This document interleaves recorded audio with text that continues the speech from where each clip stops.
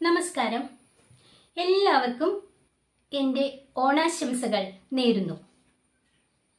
അതിനോട് അനുബന്ധിച്ച് ഒരു ഓണപ്പാട്ട് കൂടി ഞാൻ പാടാം. തിരുവോണപ്പുലരിതൻ തിരുമുൽ കാഴ്ച വാങ്ങാൻ തിരുമുറ്റമണിഞ്ഞൊരുങ്ങി തിരുമേനി എഴുന്നള്ളും സമയമായി ഹൃദയങ്ങൾ അണിഞ്ഞൊരുങ്ങി ഹൃദയങ്ങൾ അണിഞ്ഞൊരുങ്ങി.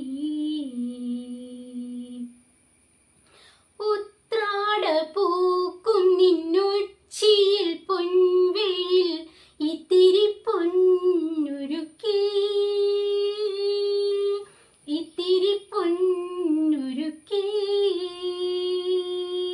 കോടി മുണ്ടുടുത്തും കൊണ്ടോടി നടക്കുന്നു കോമള ബാലനാം ഓണക്കിളി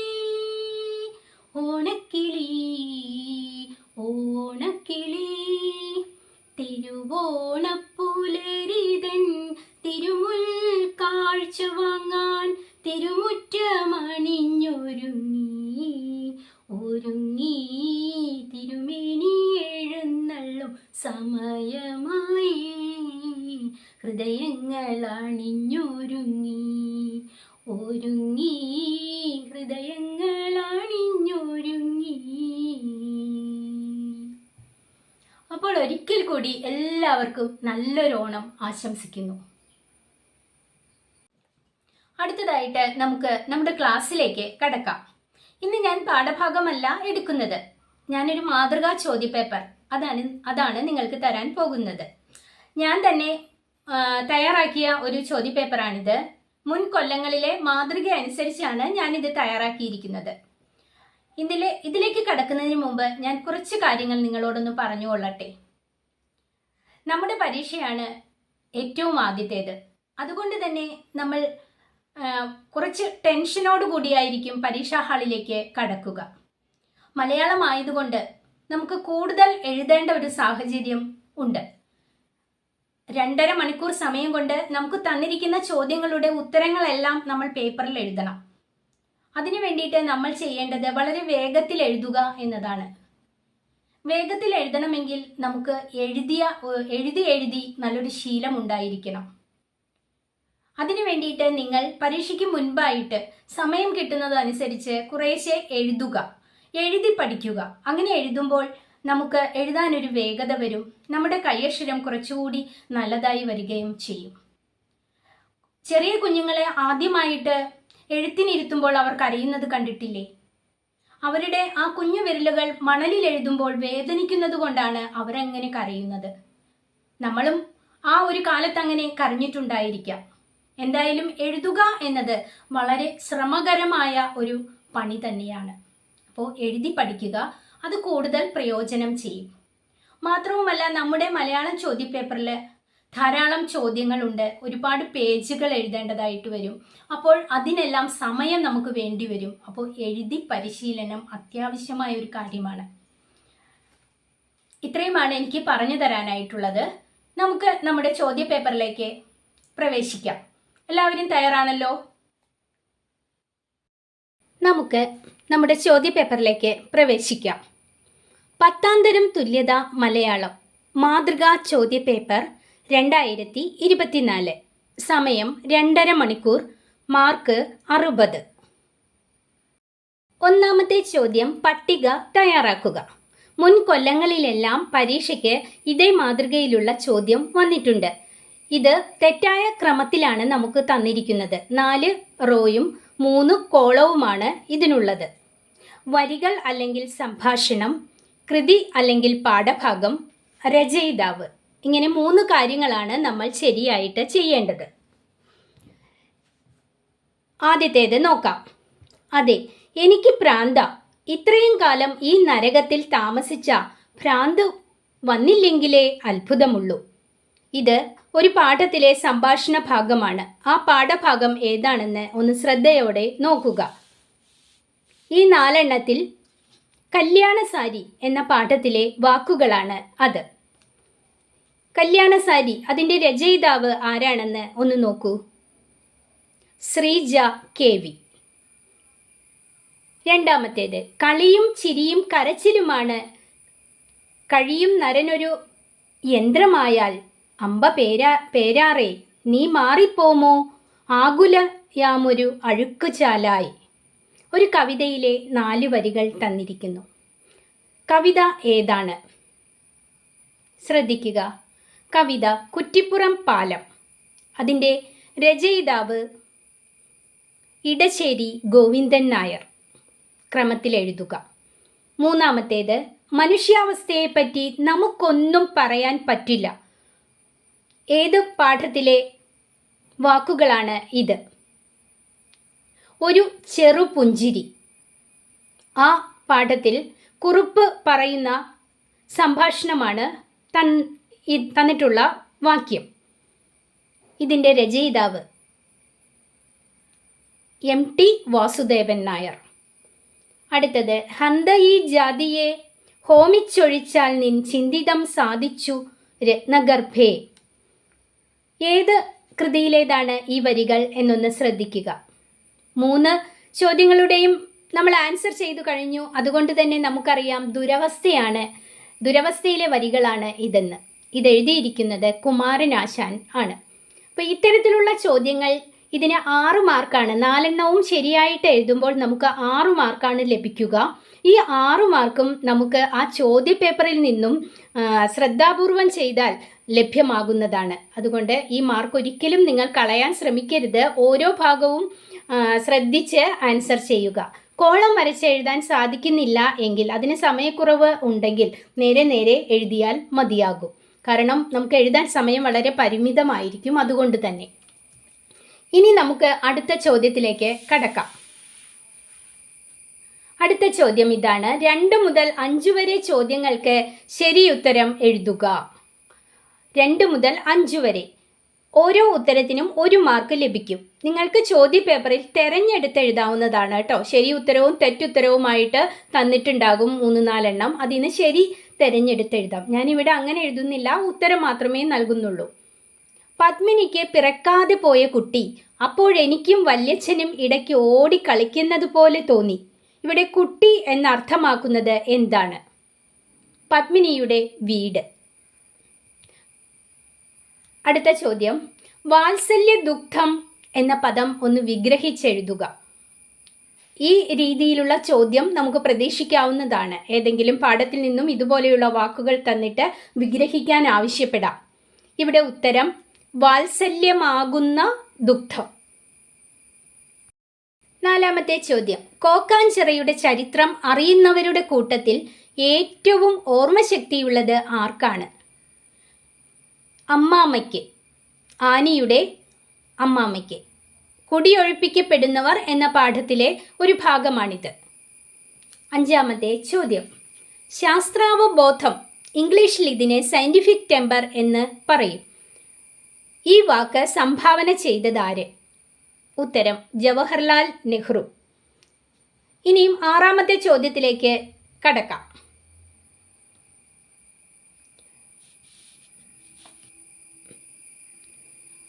ഈ ഉത്തരത്തിന് നമുക്ക് 2 മാർക്കാണ് ലഭ്യമാകുക. ഇത് 2-3 വാക്യത്തിൽ എഴുതണം. താഴെ തന്നിരിക്കുന്ന വാക്യത്തെ ഘടകവാക്യങ്ങളാക്കുക. കല്യാണക്കാര്യം പറഞ്ഞ അമ്മയോട് കയർക്കുകയും അച്ഛനുമായി കേന്ദ്രത്തിലെ രാഷ്ട്രീയ സ്ഥിതി ചർച്ച ചെയ്യുകയും പണ്ട് റാഗ് ചെയ്ത പെണ്ണ് പുറകെ നടക്കുന്നതിന് അനുജനെ കളിയാക്കുകയും ചെയ്തു. ഇതാണ് നമുക്ക് തന്നിരിക്കുന്ന സമസ്തവാക്യം. ഇതിനെ നമ്മൾ പല പല വാക്യങ്ങളാക്കി തിരിക്കണം, ഘടകവാക്യങ്ങളാക്കി തിരിക്കണം. ഉത്തരം ഇതാണ്. കല്യാണക്കാര്യം പറഞ്ഞ അമ്മയോട് കയർത്തു. അച്ഛനുമായി കേന്ദ്രത്തിലെ രാഷ്ട്രീയ സ്ഥിതി ചർച്ച ചെയ്തു. പണ്ട് റാഗ് ചെയ്ത പെണ്ണ് പുറകെ നടക്കുന്നതിന് അനുജനെ കളിയാക്കി. ഇങ്ങനെ നമ്മൾ 3 വാക്യങ്ങളാക്കി മാറ്റിയിരിക്കുന്നു. അടുത്തത് 7 മുതൽ 13 വരെ ചോദ്യങ്ങളിൽ ഏതെങ്കിലും 6 എണ്ണത്തിന് ഉത്തരം എഴുതുക. 1/2 പേജ് വീതം നമ്മൾ ഓരോ ഉത്തരവും എഴുതേണ്ടതാണ്. അങ്ങനെ 6 എണ്ണം എഴുതുമ്പോൾ 4 മാർക്ക് വീതം നമുക്ക് 24 മാർക്ക് ലഭ്യമാകുന്നതാണ്. 7ാമത്തെ ചോദ്യത്തിലേക്ക് കടക്കാം. അവളുടെ വിഷമങ്ങളിലെല്ലാം മരുന്ന് വെച്ച് കെട്ടുന്നത് ആ വീടാണ്. പത്മിനിയെ സംബന്ധിച്ച ഈ പരാമർശത്തിൻ്റെ യുക്തി എന്ത്? കൃഷ്ണൻ വല്യച്ഛൻ്റെ ഏക മകളാണ് പത്മിനി. നല്ല ചുറുചുറുക്കുള്ള പ്രസരിപ്പുള്ള പത്മിനി. നാരായണനുമായിട്ടുള്ള വിവാഹ ജീവിതം സന്തോഷം നിറഞ്ഞതായിരുന്നു. എങ്കിലും പത്മിനിക്ക് കുഞ്ഞുങ്ങൾ ഉണ്ടാവില്ല എന്ന കാരണത്താൽ നാരായണൻ മറ്റൊരു സ്ത്രീയുമായി ബന്ധം സ്ഥാപിക്കുകയും അതിലൊരു കുഞ്ഞുണ്ടാവുകയും ചെയ്യുന്നു. ഈ കാരണത്താൽ പത്മിനി നാരായണനുമായി വേർപിരിയുന്നു. എല്ലാം നഷ്ടപ്പെട്ട പത്മിനിക്ക് അവൾ പണിത വീട് ആശ്വാസമായി വരുന്നു. അവൾ വീടിനെ സ്വന്തം കുഞ്ഞിനെ എന്ന പോലെ സ്നേഹിക്കുന്നു. വീട് മോടി പിടിപ്പിക്കുന്നു. വീടിനോട് സംസാരിക്കുന്നു. ഏകയായ അവൾക്ക് ആ വീട് ഒരു കൂട്ടാകുന്നു. അവൾ വിഷമങ്ങളെല്ലാം ആ വീട്ടിൽ ഓരോ പ്രവൃത്തികൾ ചെയ്ത് മറക്കുന്നു. എട്ടാമത്തെ ചോദ്യം. വന്നുടൻ നേത്രോൽപ്പല മാലയും ഇട്ടാൾ മുന്നേ പിന്നാലെ വരണാർത്ഥമാലയും ഇട്ടിടിനാൾ. ഈ പ്രയോഗത്തിൻ്റെ സവിശേഷതകൾ വിശകലനം ചെയ്യുക. സീതാ സ്വയംവര വേദിയിൽ ശൈവചാപം കുലയ്ക്കുന്നതാരാണോ അയാൾക്കാണ് സീതയെ വിവാഹം ചെയ്യാൻ സാധിക്കൂ. ഈ മത്സര പരീക്ഷയിൽ ശ്രീരാമൻ വിജയിക്കുന്നു. സ്വയംവര പന്തലിലേക്ക് സീതാദേവി വരണമാലയുമായി വരികയാണ്. ശ്രീരാമ സവിധത്തിലെത്തിയ സീത കയ്യിലിരിക്കുന്ന പൂമാല ശ്രീരാമൻ്റെ കഴുത്തിലിടുന്നതിനു മുമ്പ് നാണത്താൽ കുനിഞ്ഞിരിക്കുന്ന തൻ്റെ ശിരസുയർത്തി ശ്രീരാമനെ നോക്കുന്നു. ഇതാണ് ശ്രീരാമ സവിധത്തിലെത്തിയ സീത ആദ്യം നേത്രോൽപ്പലമാലയിട്ടു എന്ന് പറഞ്ഞതിൻ്റെ അർത്ഥം. തുടർന്ന് തൻ്റെ കയ്യിലുള്ള വരണമാല ശ്രീരാമനെ അണിയിക്കുന്നു. ഇവിടെ 2 മാലകളാണ് സീത അണിയിക്കുന്നത്, നേത്രോൽപ്പലമാലയും വരണമാലയും. 9ാമത്തെ ചോദ്യം. 90 വർഷം മുമ്പ് സമുദ്രത്തിൻ്റെ നിരന്തര തരംഗങ്ങളുടെ വിയർപ്പ് വറ്റിച്ച് ഞങ്ങളുണ്ടാക്കി ഒരു പിടി ഉപ്പ്. ഉപ്പ് സത്യാഗ്രഹം എന്ന സമരമുറയുടെ എന്തെല്ലാം സവിശേഷതകളെ അവതരിപ്പിക്കാൻ ഈ വരികൾക്ക് കഴിയുന്നുണ്ട്? വിശകലനം ചെയ്യുക. ബ്രിട്ടീഷ് ഭരണത്തിൻ കീഴിലായിരുന്ന ഇന്ത്യ, അടിമത്തത്തിൻ്റെ കയ്പുനീർ കുടിച്ച ജനങ്ങൾ, ഗാന്ധിജിയുടെ നേതൃത്വത്തിൽ ഇന്ത്യൻ സ്വാതന്ത്ര്യ സമര പ്രവർത്തനങ്ങൾ നടക്കുന്ന കാലഘട്ടം. ഉപ്പിനു പോലും ബ്രിട്ടീഷ് ഗവൺമെൻറ് നികുതി ഏർപ്പെടുത്തിയപ്പോൾ ജനങ്ങളിലെ രോഷാഗ്നി ആളിക്കത്തി. മഹാത്മജിയുടെ നേതൃത്വത്തിൽ ഗുജറാത്തിലെ ദണ്ഡി കടപ്പുറത്തേക്ക് ആയിരക്കണക്കിന് ആളുകൾ ഉപ്പു നിയമം ലംഘിക്കുവാനായി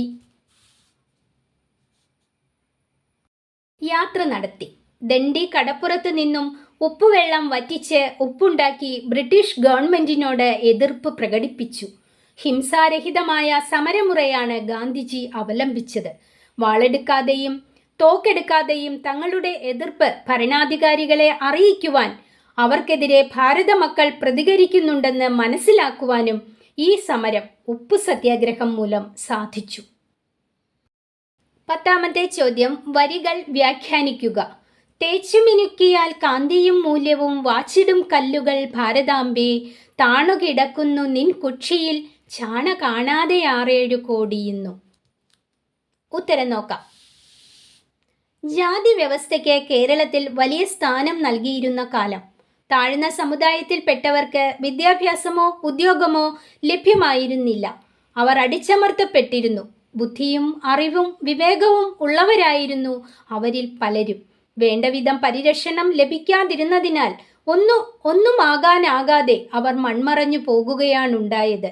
ഒരു ഭംഗിയുമില്ലാത്ത കല്ലുകൾ തേച്ചുമിനുക്കി എടുക്കുമ്പോൾ ഭംഗിയും മൂല്യവും വരുന്നത് പോലെ ജാതിഭേദമില്ലാതെ എല്ലാവരെയും ഒന്നായി കണ്ട് വിദ്യാഭ്യാസവും അറിവും നൽകിയിരുന്നെങ്കിൽ അവരിൽ പലരും ഉന്നതന്മാർ ആകുമായിരുന്നു. 11ാമത്തെ ചോദ്യം. മതിലുകൾ എന്ന ചലച്ചിത്രത്തിൽ തടവറയിൽ പോലും ജീവിതത്തിൻ്റെ സൗന്ദര്യം കണ്ടെത്തുകയാണ് ചെയ്യുന്നത്. ഇത് ശരിയാണോ? സൂചനകൾ കണ്ടെത്തി കുറിപ്പ് തയ്യാറാക്കുക. ആകാശം മുട്ടുന്ന പോലെയുള്ള കന്മതിലുകൾക്കുള്ളിലാണ് ജയിൽ. അവിടം സ്വന്തം വീക്ഷണം കൊണ്ട് ജീവിതയോഗ്യമാക്കി തീർക്കുന്നു കഥാനായകൻ. മരുഭൂമിയെ പൂങ്കാവനമാക്കി അവിടെ സുഖമായി ജീവിക്കുന്ന ഒരു മനുഷ്യനോട് കഥാനായകനെ ഉപമിക്കാം. താനൊരു ജയിൽ പുള്ളിയാണ് എന്നൊരു ചിന്ത എഴുത്തുകാരനായ ബഷീറിന് വരുന്നതേയില്ല. സഹതടവുകാരോടും ജയിൽ ഉദ്യോഗസ്ഥരോടും ചിരിച്ചും ഫലിതങ്ങൾ പറഞ്ഞും നടക്കുന്ന ഒരു സാധാരണ മനുഷ്യൻ. ആദ്യ ദിവസം അത്താഴം കിട്ടാതെ വന്നപ്പോൾ സാരമില്ല, പട്ടിണി കിടക്കൽ എനിക്ക് പതിവുള്ളതാണെന്ന് പറയുന്ന കഥാകാരൻ. ജയിലിന് പുറത്ത് ജീവിക്കുന്ന അതേ സന്തോഷത്തോടെ സ്വാതന്ത്ര്യത്തോടെ ഏതൊരു കാര്യത്തെയും നിസാരമായി കണ്ട് ജീവിക്കുന്ന, തൻ്റെ തടവറയുടെ പുറത്ത് പനിനീർ ചെടി നട്ട് അതിൽ വിരിയുന്ന പൂക്കളോട് സംസാരിക്കുന്ന, സന്തോഷിക്കുന്ന കഥാനായകനെയാണ് നമ്മളിവിടെ കാണുന്നത്. 12ാമത്തെ ചോദ്യം. റോഡരികിൽ വാടിത്തളർന്നു നിന്ന തൈമാവിൻ്റെ ചോട്ടിൽ വൃദ്ധൻ വെള്ളമൊഴിച്ചത് മഹത്തായ കർമ്മമായി ബഷീർ കരുതിയത് എന്തുകൊണ്ടാകാം? ഉത്തരം: ആ വൃദ്ധൻ ആരോഗ്യവാനായിരുന്നില്ല, മറിച്ച് മരണാസന്നനായിരുന്നു. ഈ സാഹചര്യത്തിലാണ് റഷീദ് മാഷ് വൃദ്ധനെ കാണുന്നതും വൃദ്ധൻ ആവശ്യപ്പെട്ട പ്രകാരം അടുത്ത വീട്ടിൽ നിന്നും ദാഹം മാറ്റുവാനായി വെള്ളം കൊണ്ടുവന്നു കൊടുക്കുന്നതും. അവശനിലയിലായിട്ട് പോലും വൃദ്ധൻ തൻ്റെ ദാഹം തീർക്കുവാനല്ല ആദ്യം ശ്രമിക്കുന്നത്. വളരെ ബുദ്ധിമുട്ടി എഴുന്നേറ്റ് റോഡരികിൽ ഉണങ്ങാറായി നിന്നിരുന്ന തൈമാവിൻ്റെ ചുവട്ടിൽ വെള്ളം ഒഴിക്കുകയാണ് ചെയ്തത്. സ്വാർത്ഥതയില്ലാത്ത തനിക്ക് ലഭിച്ചത് മറ്റൊന്നിൻ്റെ ജീവന് നിലനിർത്തുന്നതിനായിട്ട് ശ്രമിക്കുന്ന വൃദ്ധൻ. ഒരു ചെറിയ മാവിൻ തൈ ഉണങ്ങാതെ വളരണമെന്ന ആഗ്രഹം ആ വൃദ്ധൻ്റെ മനസ്സിൽ ഉണ്ടായതുകൊണ്ടാണ് അയാൾ അങ്ങനെ ചെയ്യുന്നത്. മാവിൻ തൈ നനച്ച് ബാക്കി വെള്ളം കുടിച്ച വൃദ്ധൻ ഉടനെ തന്നെ മരിക്കുകയും ചെയ്യുന്നു. ഇതാണ് മഹത്തായ കർമ്മമായിട്ട് ബഷീർ കാണുന്നത്. 13ാമത്തെ ചോദ്യം. മാതൃഭാഷയിലൂടെ അല്ലാത്ത അധ്യയനം ഒരു ദേശീയ ദുരന്തമാണെന്ന് ഗാന്ധിജി പറയുന്നത് എന്തുകൊണ്ടാകാം? പരിശോധിക്കുക. ഉത്തരം: ആത്മഹത്യ ചെയ്യുന്നതിന് തുല്യമാണ് സ്വന്തം ഭാഷയിലല്ലാതെ മറ്റൊരു ഭാഷയിൽ പഠനം നടത്തുന്നത്. അത് ജന്മാവകാശത്തെ അപഹരിക്കലാണ്. ഒരു വിദേശ ഭാഷാ പഠനം ചെറുപ്പക്കാരുടെ മേൽ അർഹമല്ലാത്ത ഭാരം ചുമത്തുന്നു. അത് അവരുടെ നൈസർഗിക സിദ്ധികളെ അപഹരിക്കുന്നു, വളർച്ച മുട്ടിക്കുന്നു, അവരെ സ്വന്തം വീട്ടിൽ നിന്നും ഒറ്റപ്പെടുത്തുന്നു. ഈ കാരണത്താലാണ് മാതൃഭാഷയിലൂടെ അല്ലാത്ത അധ്യയനം ഒരു ദേശീയ ദുരന്തമാണെന്ന് ഗാന്ധിജി പറയുന്നതിന് കാരണം. 7 മുതൽ 13 വരെയുള്ള ചോദ്യങ്ങളാണ് നമ്മളിവിടെ ആൻസർ ചെയ്തത്. അപ്പോൾ നിങ്ങൾ ഇതിൽ 7 ചോദ്യം തന്നിട്ടുള്ളതിൽ 6 എണ്ണത്തിന് മാത്രം, നിങ്ങൾക്ക് അറിയാവുന്ന 6 എണ്ണത്തിന് മാത്രം ഉത്തരം എഴുതിയാൽ മതിയാകും. അറിയാത്തത് നിങ്ങൾക്ക് ഒഴിവാക്കാവുന്നതാണ്. അടുത്തത് 14 മുതൽ 18 വരെ ചോദ്യങ്ങളിൽ 4 എണ്ണത്തിന് ഉത്തരം എഴുതാനാണ്. 6 മാർക്കാണ് ഓരോ ഉത്തരത്തിനും. 1 പേജ് വീതം ആൻസർ ചെയ്യണം. നമ്മളിവിടെ ഉത്തരം എഴുതാൻ പറയുമ്പോൾ ആ പറയുന്ന അത്രയും അളവിൽ മാത്രമാണ് എഴുതുക. വലിച്ചു നീട്ടി എഴുതിയാൽ നിങ്ങൾക്ക് മാർക്ക് ലഭിക്കുകയില്ല. 1 പേജിൽ എഴുതാൻ പറഞ്ഞാൽ 1 പേജിൽ തന്നെ ആശയങ്ങൾ ഉൾക്കൊള്ളിച്ചുകൊണ്ട് എഴുതുക. 1/2 പേജിലാണെങ്കിൽ 1/2 പേജിൽ തന്നെ എഴുതാൻ ശ്രമിക്കുക. 14ാമത്തെ ചോദ്യം. ജീവിതാനുഭവങ്ങളുടെ തീവ്രമായ അവതരണമാണ് ആടുജീവിതം എന്ന കൃതിയുടെ ഏറ്റവും വലിയ പ്രത്യേകത. പിന്നെ പിറന്ന നാട് വിട്ടവർ എന്ന പാഠത്തെ ആസ്പദമാക്കി ഉപന്യാസം തയ്യാറാക്കുക. ഒരു ഉപന്യാസം എഴുതുമ്പോൾ നമ്മൾ ആ പാഠവുമായി ബന്ധപ്പെട്ട രചയിതാവ്, കൃതി, ഇതിനെക്കുറിച്ച് ആദ്യം എഴുതണം. പിന്നെ പാരഗ്രാഫ് തിരിച്ചെഴുതണം. ഇതൊക്കെ ഒന്ന് പ്രത്യേകം ശ്രദ്ധിക്കേണ്ടതാണ്. ഉത്തരത്തിലേക്ക് കടക്കാം. ബെന്യാമിൻ എഴുതിയ ആടുജീവിതം എന്ന നോവലിലെ ഒരു ഭാഗമാണ് പിറന്ന നാടുവിട്ടവർ എന്ന പാഠഭാഗം. കുടുംബജീവിതത്തിൻ്റെ ഭദ്രതയ്ക്കു വേണ്ടി നല്ലൊരു ജോലി പ്രതീക്ഷിച്ച് ഗൾഫിലെത്തുന്ന നജീബ് എന്ന ചെറുപ്പക്കാരൻ്റെ ജീവിത ദുരന്തങ്ങളാണ് ഈ നോവലിൻ്റെ പ്രമേയം. എത്ര വലിയ പ്രതിബന്ധങ്ങളെയും ഈശ്വരാനുഗ്രഹവും കഠിനാധ്വാനവും ഉണ്ടെങ്കിൽ അതിജീവിക്കാനാകും എന്ന് ബോധ്യപ്പെടുത്തുകയും ചെയ്യുന്നുണ്ട്. നജീബിൻ്റെ മസ്രയിലെ ജീവിതം യഥാർത്ഥമായ രീതിയിൽ തന്നെ നോവലിൽ അവതരിപ്പിക്കുന്നു. നജീബിനോടൊപ്പം ആ ജീവിതയാതനകൾ വായനക്കാരനും ഏറ്റുവാങ്ങുന്നു. കാരണം ജീവിതാനുഭവങ്ങളുടെ തീവ്രമായ അവതരണമാണ് ഇവിടെ കാണുന്നത്. പകലന്തിയോളം മരുഭൂമിയിലെ കൊടും ചൂടിൽ ആടുകളെ മേയ്ക്കുന്ന നജീബിന് ദാഹം മാറാനുള്ള വെള്ളം പോലും ലഭിച്ചിരുന്നില്ല. 3 വർഷത്തിലധികം മരുഭൂമിയിൽ അർബാബിന്റെ ക്രൂരമർദ്ദനങ്ങൾ ഏറ്റുവാങ്ങി ജീവിച്ച നജീബ് തീർച്ചയായും വായനക്കാരൻ്റെ കണ്ണുകളെ ഈറനണിയിക്കും. കഥയുടെ അവസാനം അർബാബിൽ നിന്നും രക്ഷപ്പെട്ട് നജീബ് നാട്ടിലേക്കെത്താൻ എളുപ്പവഴി എന്ന നിലയിൽ പോലീസിന് കീഴടങ്ങുകയും അങ്ങനെ ജയിലിൽ ആകുകയും ചെയ്യുന്നു. രേഖകളെല്ലാം ശരിയാകുന്ന മുറയ്ക്ക് എംബസി മുഖേന നാട്ടിലേക്കെത്താൻ അതാണൊരു വഴി. എന്നാൽ ജയിലിനകത്തും അറബികളുടെ ക്രൂരത കാണാൻ സാധിക്കും. രക്ഷപ്പെട്ടോടി വരുന്ന ആളുകളെ അറബി തിരിച്ചറിഞ്ഞാൽ ദയയുടെ ഒരു കണിക പോലുമില്ലാതെ നിർദാക്ഷിണ്യം മർദ്ദിക്കുന്ന കാഴ്ച പാഠഭാഗത്ത് വ്യക്തമാക്കുന്നുണ്ട്. കൂടാതെ നജീബിന്റെ സുഹൃത്ത് ഹമീദിനെ തിരിച്ചറിയുന്ന അറബി അയാളോട് കാണിക്കുന്ന പീഡനങ്ങൾ സഹിക്കാൻ കഴിയുന്നതിലും അധികമാണ്. ഒടുവിൽ തൻ്റെ സ്വന്തം അർബാബ് ജയിലിലെത്തുമ്പോൾ ഭീതി കൊണ്ട് എനിക്ക് തല കറങ്ങുന്നത് പോലെ തോന്നി എന്നാണ് നജീബ് പറയുന്നത്.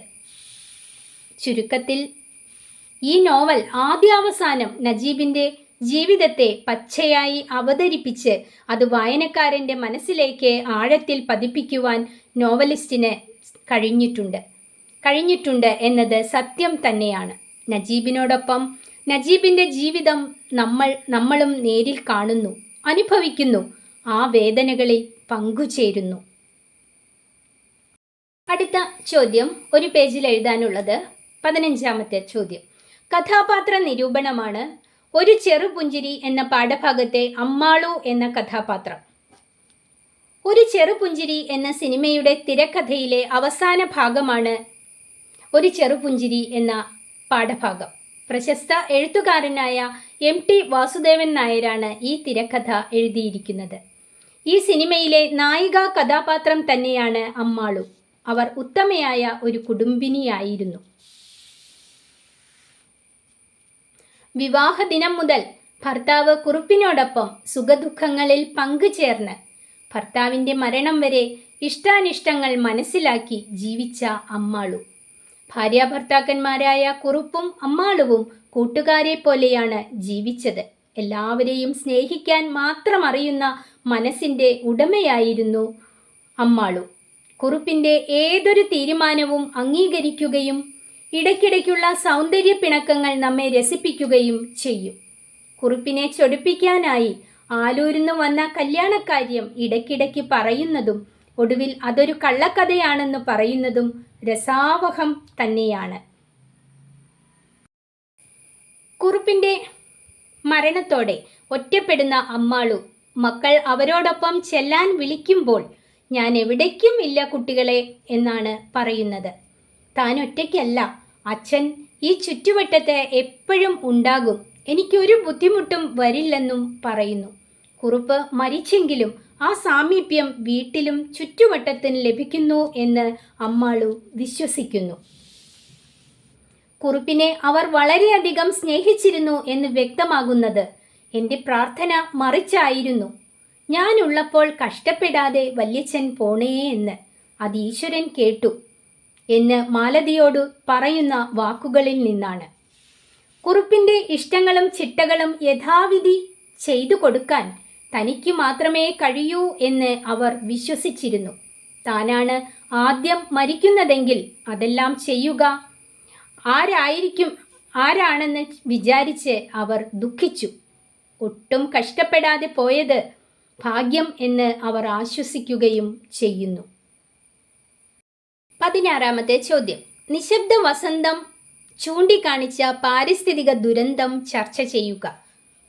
ഒരു പേജിൽ എഴുതണം. റേച്ചൽ കഴ്സന്റെ സൈലന്റ് സ്പ്രിംഗ് എന്ന കൃതി പക്ഷികളെക്കുറിച്ചുള്ളതാണ്. പ്രകൃതിയിലെ മനോഹര ജീവികളാണ് പക്ഷികൾ. പക്ഷികളെ മനുഷ്യൻ മാതൃകയാക്കേണ്ടതാണ്. കാരണം പ്രഭാതത്തിൽ ഉണരുന്ന പക്ഷികൾ ഒത്തൊരുമയോടുകൂടി ഇര തേടാൻ പോവുകയും സന്ധ്യയോടെ കൂട്ടിലേക്ക് മടങ്ങുകയും ചെയ്യുന്നു. പക്ഷികളുടേത് ചിട്ടയായ ജീവിതം തന്നെയാണ്. അമേരിക്കൻ ഐക്യനാടുകളിൽ പക്ഷികളുടെ വരവ് തീരെ കുറഞ്ഞിരിക്കുന്നു എന്ന് പറഞ്ഞാണ് റോബിൻ കുരുവികൾ പാടുന്നില്ല എന്ന പാഠം ആരംഭിക്കുന്നത്. പക്ഷികളുടെ കൂജനങ്ങൾ കേൾക്കാനില്ല. മനോഹരമായ പൂക്കളും വിവിധ വർണ്ണങ്ങളിലുള്ള പക്ഷികളും പറന്നു നടക്കുന്ന വസന്തകാലം ഇന്ന് നഷ്ടപ്പെട്ടിരിക്കുന്നു. പക്ഷികൾ പല കാരണങ്ങൾ കൊണ്ടും മരണമടയുകയോ തിരിച്ചു വരാതിരിക്കുകയോ ചെയ്യുന്ന അവസ്ഥയിൽ എത്തിയിരിക്കുന്നു. പക്ഷികളില്ലാതെ വസന്തം നിശബ്ദമായിരിക്കുന്നു. ഈ നിശബ്ദ വസന്തത്തിന് കാരണം റോബിൻ കുരുവികളുടെയും മറ്റു പക്ഷികളുടെയും നിലനിൽപ്പ് എൽമ് മരങ്ങളെ ആശ്രയിച്ചാണ് എന്നുള്ളതാണ്. ഈ മരങ്ങളിലാണ് അവ കൂടുകെട്ടുന്നതും താമസിക്കുന്നതും. അമേരിക്ക മുഴുവൻ വ്യാപിച്ചു കിടക്കുന്ന ഈ മരങ്ങൾ ഗുരുതരമായ ഒരു രോഗത്തിന് കീഴ്പ്പെട്ടിരിക്കുന്നു. ഈ മരങ്ങളെ രക്ഷിക്കാൻ, അതിൻ്റെ കേടുമാറ്റാൻ പല വിഷമരുന്നുകളും തളിക്കുന്നു. ഇതിൻ്റെ ഫലമായി വൃക്ഷങ്ങളിൽ താമസിക്കുന്ന പക്ഷികൾ മരണമടയുകയോ തിരിച്ചു വരാതെ എവിടേക്കോ പറന്നു പോയിരിക്കുകയും ചെയ്യുന്നു. പക്ഷികളില്ലാത്ത ലോകം അതാണ് വരാൻ പോകുന്നത്. അവയുടെ ആവാസ വ്യവസ്ഥ ഇല്ലാതായപ്പോൾ പക്ഷികളും ഇല്ലാതായി.